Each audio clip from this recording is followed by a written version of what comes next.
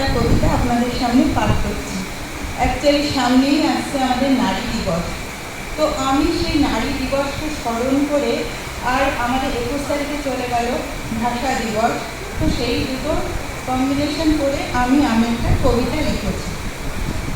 নারী, 40 পার হওয়া নারী, না আমরা ঘুরি না ছুরি, বয়ঃসন্ধির মধ্য গগনে তোমরা সবাই প্রায় সংসার।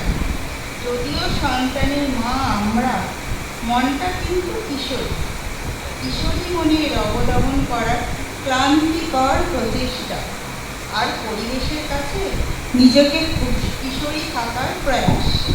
কি পেলাম কি পাই না, কি হিসাবটা একটা হাস্যকর। ব্যস্ত থাকি সংসারে, রান্না বান্না কিংবা অফিসে। দিনের শেষে মনের কথা নাই বা শুনুক লোকে। কোন সেন্টিমেন্ট ছাড়া সংসার, বাচ্চা মানুষ, জীবন যেন গতিময় একটা নদীর মতো। তার উপর 40 মানে কঠিন মানসিক রোগ, আধুনিকতার নামে নস্টালজিয়া, ফেলে আসা শৈশব, তারুণ্যের চঞ্চল মন, স্কুল কলেজ ইউনিভার্সিটির সোনালি দিনগুলো, প্রথম প্রেমের খণ্ডে কত না গল্প, বৃষ্টি ভেজা স্মৃতি।